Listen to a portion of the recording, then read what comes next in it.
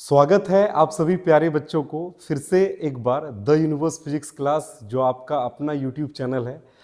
और आज हम आपके लिए लेकर आए हैं कुछ ऑब्जेक्टिव और एक धमाकेदार डेरिवेशन जो आपके एग्जाम के लिए, चाहे वो जैक बोर्ड हो, बिहार बोर्ड हो, सीबीएसई बोर्ड हो, किसी भी बोर्ड के बच्चे क्यों ना हो, आप सभी के लिए वो डेरिवेशन बहुत ही ज़्यादा इंपॉर्टेंट है। तो प्यारे बच्चों, कल वीडियो नहीं बना पाए थे, अब प्रॉमिस है कि अगला वीडियो जो आप कंटिन्यूअस आपके लिए वीडियो आता रहेगा। आज आप कुछ ऑब्जेक्टिव्स देख लीजिए और साथ के साथ एक डेरिवेशन देखते हैं। कल से हम लोग ऑब्जेक्टिव का महासंग्राम जो चल रहा था हमारा, जिसमें से हमें कराना था 500 प्लस ऑब्जेक्टिव, जिसमें से हम आपका 100 प्लस 150 के आसपास में ऑब्जेक्टिव करा चुके हैं। कल से वो सिलसिला चलता रहेगा। तभी फिलहाल कुछ ऑब्जेक्टिव और एक डेरिवेशन जो आपके एग्जाम के लिए बहुत ही इंपॉर्टेंट है, हम लोग देखते हैं। तो पहला आपके स्क्रीन में जो ऑब्जेक्टिव है वो है वर्जित बैंड की चौड़ाई, जिसको आप लोग हिंदी में दूसरे नाम से जानते हैं वर्जित ऊर्जा अंतराल की चौड़ाई अधिकतम होती है। कब होती है अधिकतम चौड़ाई? तो बच्चों देखिए, आप जानते हैं कि जो ऊर्जा अंतराल होता है, ये ऊर्जा अंतराल, वर्जित ऊर्जा अंतराल किसको कहते हैं, पहले ये समझिए आप। तो आप जानते हैं एक बैंड होता है, ये ऊर्जा स्तर है, ऊर्जा बैंड है, जिसमें से पहला बैंड होता है संयोजी बैंड और दूसरा बैंड क्या होता है बच्चा? चालन बैंड। जिसमें पहला बैंड होता है संयोजी बैंड और दूसरा बैंड होता है चालन बैंड। और इन दोनों के बीच, ये है चालन बैंड, और इन दोनों के बीच जो गैप होता है, इसी गैप को हम लोग बोलते हैं वर्जित ऊर्जा अंतराल या वर्जित बैंड। अब इसमें अधिकतम किसका होगा? तो समझिए, हम लोग एक एक ऑप्शन के देखते हैं। धातुओं के लिए, धातु बोले तो आप चालक समझिए, धातु मतलब चालक।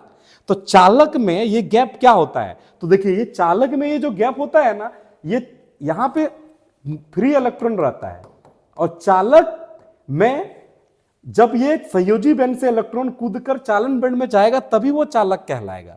तो अगर चालक या धातु रहेगा तो ये गैप होता ही नहीं है। दोनों बैंड, चालन बैंड और संयोजी बैंड, दोनों ओवरलैप होता है। तो ये ऑप्शन तो होने से रहा। अगला ऑप्शन की ओर बढ़ते हैं। अगला है, अब यहां पे देखते हैं अर्धचालकों के लिए। अर्धचालक में आप जानते हैं गैप कितना होता है? अर्धचालक में ये जो वर्जित ऊर्जा अंतराल जो होता है वो लगभग 1 इलेक्ट्रॉन वोल्ट के अप्रोक्स होता है। क्लियर है? क्या इससे ज्यादा भी गैप हो सकता है? किसी में होता है। तो इससे ज्यादा गैप किसमें होता है, देखते हैं। अचालकों में, अचालक माने कुचालक में, आप प्यारे बच्चों ये गैप आप जानते हैं, चालन बैंड और संयोजी बैंड के बीच का जो ऊर्जा अंतराल, वर्जित ऊर्जा अंतराल है, ये गैप लगभग 3 इलेक्ट्रॉन वोल्ट से ज्यादा होता है। तो कौन सा ऑप्शन होगा हमारे लिए करेक्ट? अचालकों के लिए, माने कुचालकों के लिए। क्लियर? अगला क्वेश्चन की ओर बढ़ते हैं। तो अगला क्वेश्चन आपसे कहना चाह रहा है, देखिए, बोलता रदरफोर्ड के अल्फा कण परिकिरणन प्रयोग में अल्फा कणों के परिकिरणन का कारण बनने वाला बल है। अल्फा कण को कौन परिकिरणन कर रहा है, इसका कारण बनने वाला, देखिए, गुरुत्वाकर्षण बल। गुरुत्वाकर्षण बल तो आप जानते हैं, दो वस्तुओं के बीच लगने वाला आकर्षण या आकर्षण बल लगता है। ब्रह्मांड में किन्हीं दो वस्तुओं के बीच लगने वाला आकर्षण बल गुरुत्वाकर्षण बल है। तो यहां पे तो कोई आकर्षण बल नहीं लग रहा है, यहां पे बोल रहा है परिकिरणन का कारण बनने वाला बल बताइए। अगला ऑप्शन देखिए, चुंबकीय बल। चुंबकीय बल तो दो चुंबकों के बीच लगती है। क्लियर? नाभिकीय बल, तो नाभिकीय बल क्या होता है? इलेक्ट्रॉन और प्रोटॉन को जिस ताकतवर बल से बांधे रखता है, जिसको प्रबल नाभिकीय बल कहते हैं, नाभिक के अंदर जो बल लगेगा। क्लियर है? तो ये भी ऑप्शन आपका हट गया। बचा कौन? कूलाम्ब बल। कूलाम्ब बल क्या है? दो आवेशों के बीच लगने वाला बल है। तो ऑप्शन नंबर कौन सा सही हो जाएगा प्यारे बच्चों? कूलाम्ब बल। अगला एक बहुत ही शानदार क्वेश्चन है जिसका फॉर्मूला आपको याद रखना पड़ेगा। इस क्वेश्चन को बोलता है 25V और 36V द्वारा त्वरित 2 इलेक्ट्रॉनों से संबंधित डी ब्रोगली तरंगदैर्ध्यों का अनुपात बताइए। तो देखिए बेटा, इलेक्ट्रॉन से डी ब्रोगली तरंगदैर्ध्य इलेक्ट्रॉन का कितना होता है आप जानते हैं, मैं लिख के बताता हूं। यहां पे देखिए, डी, इसको नोट डाउन कर लीजिएगा, याद करके रखिएगा, इससे डायरेक्ट क्वेश्चन बनता है डी ब्रोगली तरंगदैर्ध्य। डी ब्रोगली जो तरंगदैर्ध्य होता है इलेक्ट्रॉन के लिए जो डी ब्रोगली तरंगदैर्ध्य होता है वो होता है लैम्डा। लैम्डा माने डी ब्रोगली तरंगदैर्ध्य, लैम्डा इक्वल टू होता है h/√2 2me अगर ये मान लेते हैं पहला इलेक्ट्रॉन मतलब पहला इलेक्ट्रॉन है तो लैम्डा 1 यहां हो जाएगा v1। अगर दूसरा के लिए दूसरा इलेक्ट्रॉन के लिए चाहिए आपको तरंग दैर्घ्य तो lambda 2 h by under root 2me_v2 ये हो जाएगा। अगर इन दोनों का अनुपात मांगा है तो आप क्या करिएगा बच्चों, लैम्डा 1 बाय लैम्डा 2 करिएगा। क्लियर है? अच्छा एक चीज और, यहां पे h2me सब नियतांक है। क्लियर है? तो बचा कौन हमारा v, वेग अलग अलग हो सकता है। तो हम यदि ये सारी चीजों को नियतांक और हम ये h भी नियतांक है, नियतांक और बराबर हटाएंगे तो क्या हो जाएगा हमारा, ये लैम्डा 1 एक समानुपाती लगभग हो जाएगा क्या 1 बाय अंडर रूट v1। ऐसे यहां पे क्या हो जाएगा लैम्डा 2 क्या हो जाएगा बच्चों, समानुपाती 1 by under root v2। Clear है? अगर इन दोनों का अनुपात निकालेंगे तो क्या हो जाएगा 1 by under root v1 1 by under root v2। तो ये ऊपर चला जाएगा हमारा, क्या हो जाएगा, ये ऊपर चला जाएगा और v1 नीचे आ जाएगा, तो अंडर रूट v2 ऊपर और अंडर रूट v1 नीचे। अगर अंडर रूट दोनों में एक साथ लगा देंगे तो v2 बाय v1 हो जाएगा बच्चों। v2 कितना है प्यारे बच्चों, क्वेश्चन में देखिए v2 कितना है, v2 है 36v और v1 कितना है 25v। तो यहाँ पे 36 under root 36 by under root 25 कितना आ जाएगा, 6 छके 36, 6 अरे 36 का रूट कितना हो जाएगा 6, 5 का रूट 25 का रूट कितना हो जाएगा 5। तो आंसर ये 6 बाय 5। तो चारों ऑप्शन में खोजिए कौन सा ऑप्शन आपका परफेक्ट है, तो ये 4th नंबर आपका परफेक्ट ऑप्शन है। अगला क्वेश्चन की ओर बढ़िए, बड़ी प्यारा सा क्वेश्चन। अगला क्वेश्चन ये है, बोलता है परमाणुओं का बोर मॉडल बताइए। बोर मॉडल क्या कहना चाहता है, तो परमाणु का बोर मॉडल क्या कहना चाहता है, पढ़ के देखते हैं कि ऑप्शन। चलिए दूसरा ऑप्शन से शुरू करते हैं। ऑप्शन बोलता है आइंस्टीन के प्रकाश विद्युत समीकरण का प्रयोग करता है। अरे भैया, परमाणु का बोर मॉडल आइंस्टीन को क्यों यूज करेगा, वो तो क्या कहते हैं प्लैंक्स नियतांक का उपयोग किया था, तो ये तो गलत है। अगला, परमाणु के लिए सतत उत्सर्जन वर्णक्रम की भविष्यवाणी करता है। सतत उत्सर्जन, ये ऑप्शन भी आपके लिए परफेक्ट बैठने वाला है नहीं, ऐसा बोर कहता ही नहीं है। अगला, सभी प्रकार के परमाणुओं के लिए समान उत्सर्जन वर्णक्रम की भविष्यवाणी करता है। नहीं, अलग अलग ऊर्जा स्तर होती है।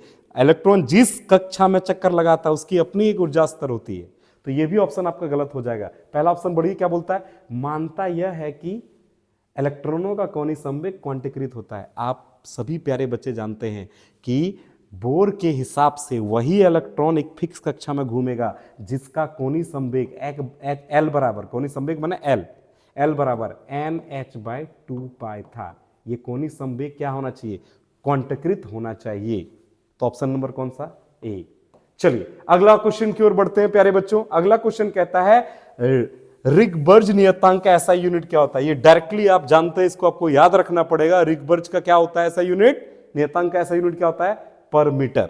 अब आते हैं हम लोग, ऑप्शन नंबर कौन सा हो जाएगा सही, 3rd नंबर, पर मीटर इज करेक्ट आंसर। आगे आते हैं हम लोग, इसकी एक प्यारा सा डेरिवेशन जो आपके जैक बोर्ड, बिहार बोर्ड और सीबीएसई बोर्ड, तीनों बोर्ड के लिए बहुत इंपॉर्टेंट है। तो देखते हैं क्या बोलना चाह रहा है ये क्वेश्चन आपके लिए। आपको बोलना चाहता है, बोलता है कि m द्रव्यमान के लिए एक कण की डी ब्रोगली तरंग लंबाई और उसकी गतिज ऊर्जा m के बीच संबंध स्थापित करिए। बोलता है m द्रव्यमान के एक कण, कोई कण है जिसका द्रव्यमान m है, डी ब्रोगली तरंग दैर्घ्य, लंबाई और उनकी गतिज ऊर्जा के मध्य, डी ब्रोगली तरंग दैर्घ्य यानी लैम्डा और गतिज ऊर्जा ई के बीच संबंध स्थापित करिए। तो प्यारे बच्चों, आप सभी जानते हैं, क्या जानते हैं कि डी ब्रोगली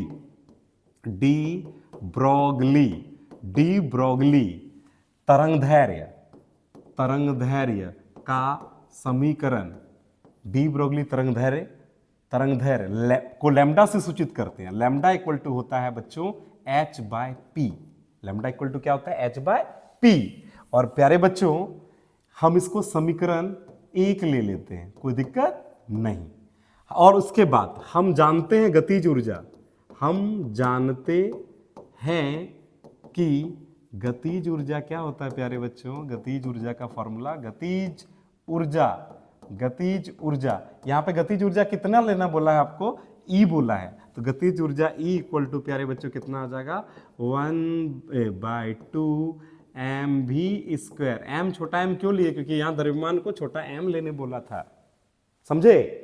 आगे देखते हैं अब क्या बोलना चाह रहा है। अब एक काम करिए, हम इस 2 को इधर डिवाइड में उधर लेके जाएंगे तो क्या हो जाएगा, अरे भागा में है, उधर भेजेंगे तो गुना नहीं होगा रे, तो गुना हो गया, इधर क्या बचा एम भी स्क्वायर। अब एक काम और करिए, दोनों तरफ क्या करेंगे प्यारे बच्चों, दोनों तरफ m से गुना करने पर, क्या गुना करने पर होगा रे, इधर हो जाएगा 2me और इधर क्या हो जाएगा बच्चा लोग, m को m से गुना करेंगे तो m स्क्वायर नहीं हो जाएगा रे, अभी स्क्वायर नहीं हो जाएगा क्या, दूसरे शब्दों में इसको ऐसे लिख सकते हैं 2me इक्वल टू m भी, m स्क्वायर भी स्क्वायर है तो m और v का होल स्क्वायर नहीं लिख सकते हैं रे। आगे की ओर बढ़ते हैं, अब एक काम करिए, इधर बेटा यही कर सकते हैं हम लोग, देख लेते हैं 2me और बेटा द्रव्यमान और गुना वेग कहलाता है क्या, m गुना v, द्रव्यमान गुना वेग कहलाता है संवेग। तो किसका स्क्वायर हो जाएगा, p का स्क्वायर नहीं हो जाएगा, संवेग का स्क्वायर नहीं हो जाएगा, तो डायरेक्ट लिख देते हैं p का स्क्वायर। यहाँ से p निकालेंगे तो स्क्वायर टू उधर जाकर रूट नहीं हो जाएगा, इसीलिए p बराबर कितने आ गया रे, स्क्वायर टू उधर गया रूट हो गया तो क्या हो गया 2me हुआ रे। अब इसको क्या करेंगे बच्चा लोग, समीकरण 1 में ये p का मान जो निकला ना उसको रखिए, का मान रखने पर, तो समीकरण 1 में p का मान रख देंगे तो लैम्डा बराबर क्या हो जाएगा बच्चा, h बाय p का मान कितना हो जाएगा √2me। यही है बच्चा लोग आपके लिए यहाँ पे जो है डी ब्रोगली तरंगदैर्घ्य लैम्डा, h क्या है प्लांक्स नियतांक और √2 क्या है, 2 तो कांस्टेंट, m क्या है द्रव्यमान, e क्या है गतिज ऊर्जा, क्या सभी के बीच का संबंध निकल गया। तो ये बहुत इंपॉर्टेंट डेरिवेशन होने वाला है आपके एग्जाम के लिए, प्लीज सभी बच्चे इसको नोट डाउन करके रखिए और इसको तैयार करके रखिएगा। उम्मीद करते हैं आप लोगों को ये आज का सेशन पसंद आया होगा। कल हम लोग ऑब्जेक्टिव का महासंग्राम फिर से लेके आ रहे हैं बच्चों, और दोबारा एक बार बोलेंगे, समय कम है लेकिन अभी है, अब भी चाहोगे तो फिजिक्स में बहुत अच्छा स्कोर कर सकते हो। जान लगा दीजिए, जैसे भी हो सके मेहनत करिए एकदम टान के। 1 महीने के बाद आराम ऐसे मन में लेके चलना कि अब 1-1.5 महीना अच्छे से पढ़ना है, खींच के पढ़ना है, 1.5 महीना भी नहीं है, मुश्किल से 40 दिन 35 दिन खींच के पढ़ना है, उसके बाद फिर रेस्ट करना ना आप लोग। चलिए, उम्मीद करते हैं आज का सेशन पसंद आया होगा। Thank you.